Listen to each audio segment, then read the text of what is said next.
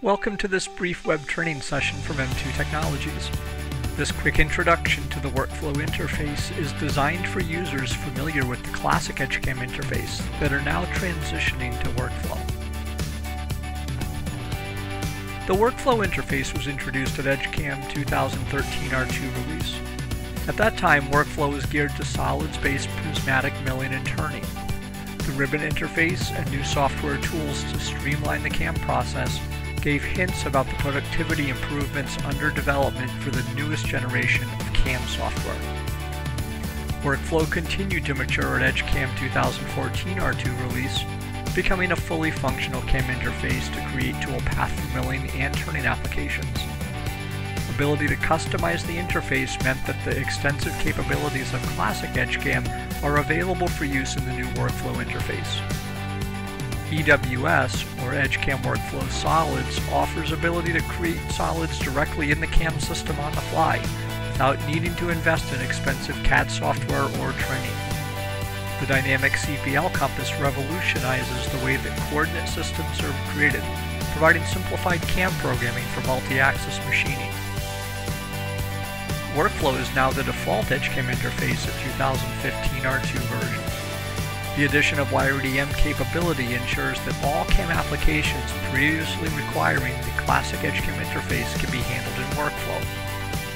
New technology to simplify CAM toolpath for secondary machining setups continues to showcase the next generation technology available today in Edgecam's workflow interface. The Launcher, also introduced at Edgecam 2013 R2, is the place to access the entire Edgecam software suite. Workflow is now the default interface, but Classic Edgecam is still available at this release and is located in the Tools area. There are two stages to the process of migrating from Classic Edgecam to Workflow. The first is to discover that it's possible to do everything in Workflow because Workflow is Edgecam. This means that the way you are accustomed to creating toolpath using Classic Edgecam can be done in Workflow. All the commands used in Edgecam are available in Workflow. Edgecam parts can be opened in Workflow or in Classic Edgecam, saved and opened in the other interface. And peripheral files such as toolstore databases, CodeWizard post-processors, JavaScript and legacy macros can all be used in Workflow without any translation needed. Let's get started exploring the workflow interface. The Edgecam Launcher provides a central point to access all software included in the Edgecam suite. The main tile block will launch workflow, and there are also options to launch workflow with preferences set up for milling, turning, and WiredEM. The recently used file list provides access to recent files, and for users still needing to get to Classic Edgecam, please note that that has now been moved over to the Tools area with this release of Edgecam. Let's open up one of the example parts that ships with Edgecam and explore the workflow interface. Welcome to Workflow. The first thing Classic Edgecam users typically ask is, where are the icons and menus used to get to software commands? You may notice that Workflow has 5 tabs, and the handful of icons provided on the default display look a bit different from what we're used to seeing in Classic Edgecam. The second question is, how do I switch between design and manufacture mode? And the third question is, how do I control the display, CPL, layers, and colors? We'll answer all of these in this brief Edgecam training video. Let's begin by looking to the upper right of the workflow interface. Notice the question mark that accesses the help system. And also notice the Advanced button. When Advanced is turned on, this provides additional commands on the toolbar and gives you access to many of the design and manufacture mode commands that you're used to using in Classic Edgecam. You will want to use the advanced commands to build toolpath if you're going to use the manual process that's typically used in Classic Edgecam. Next, let's notice the quick access toolbar at the top of the screen. You'll find commands like save, verify entity, measure, delete, undo, and redo. Next, let's look at the bottom of the screen. And notice that we have a view caption, just like in Classic Edgecam, that we can use to select standard views. We also have a list where we can choose CPLs and Z-level. Above the viewport is the CPL compass, again just like Classic Edgecam. But unlike Classic Edgecam, the CPL compass can be used in Workflow to create CPLs on the fly. Check out our tech tip on creating CPLs using solid faces and hulls for more information. While it is possible to select standard views by clicking on the view caption, exactly like was done in Classic Edgecam, Workflow doesn't have a display toolbar. Instead, buttons to control rendering and part view are provided in the upper left of the graphic view. As you hover over an icon, a tooltip comes up explaining what each button does. For example, I can turn off the display of the CNC machine just by clicking on this icon. Notice that when the icon is off, it's blue. When the function or icon is on, it turns orange. Notice that as we move from the Setup tab to Features, and then on to Machining, that there are now many more commands available because the Advanced button is turned on. As I go through and do that again, this time I want you to notice the different informational windows or panels. In the Setup tab, there are panels docked along the side of the screen for layers, features, and feedback. Features puts the Features window open while still providing easy access to layers and feedback.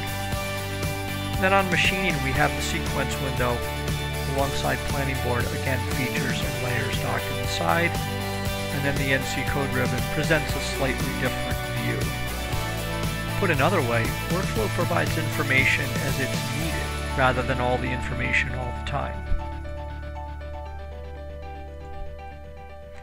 The Windows list in the upper right corner of the Workflow interface allows you to turn windows on and off as you need. Similar to Classic Edgecam, windows can be docked in any area of the screen you wish, as well as auto-hidden. One benefit of the ribbon toolbar is that there is no more design and manufacture mode. The File tab, or the Backstage area, provides the commands needed to manage files, software preferences, run macros, and other tasks. Commands that you found in Classic Edgecam's File, Custom, and Options menus can typically be found here. The Setup tab provides access to new functions unique to the Workflow interface. This tab is where the user creates the virtual machining setup. All commands necessary for part design and editing are provided on this tab, and also commands that you found in Classic Edgecam's design mode can be found here.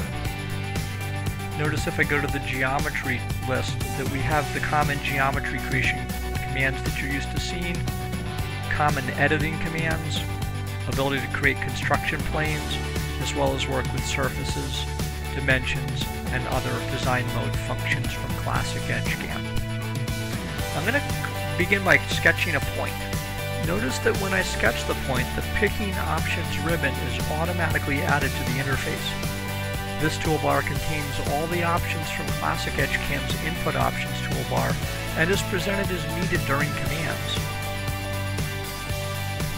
Notice the layer, color, and line style options on the right of the ribbon.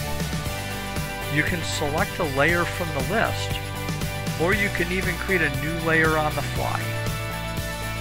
EWS allows users to create solids on the fly in Workflow without requiring a separate CAD system or license. Workflow introduces several improvements related to stock and fixtures, including accessing the stock, fixture, and machine managers that are now part of the ToolStore database. However, this hasn't removed the stock and fixture commands that you're used to using from Classic Edgecam from the interface. They're still there, they're just located in a slightly different place now. Since design and manufacture modes are gone, you'll use the Create Sequence command to create milling, turning, or wired EM sequences. This would typically be the final stage of assembling the virtual machining setup. Similar to Classic Edgecam, the toolpath building functions of the Machining tab are not available until a machining sequence is created. The Features tab offers all the commands necessary for solid model features, including extracting wireframe sketch geometry from the solid. Commands that you found in Classic Edgecam Solids menu can be found here. The Machining tab provides commands for automatic, semi-automatic, as well as manual toolpath creation. Users migrating from Classic Edgecam are usually looking for the manual toolpath creation commands, either using the operations or the cycles. Notice that both are available on this toolbar. Appropriate commands are provided based on the current sequence, whether mill, turn, mill and turn, or YRDM. The NC Code tab provides the command to create CNC code, as well as other functions that are unique to the workflow interface. Generating NC code is typically the final step in the workflow process. Now that you've seen that workflow is Edgecam, you're ready to move forward with stage 1 of migrating to the workflow interface. The second stage of the process is to discover the ways that workflow can make you more productive. The interface change was not done to frustrate anyone. It was done to provide a software platform that offers faster ways to create toolpath. Workflow offers different, faster ways to put together the virtual machining assembly and build toolpath. Customers that have made the interface change and learned these new methods confirm that it takes less time to create toolpath in the workflow interface compared to Classic Edgecam and compared to other CAM systems they've used. We would encourage you to consider attending an upcoming workflow training class where you'll be guided by a knowledgeable instructor on how workflow is intended to be used. Alternately, we can come to your facility and work with you on your own parts.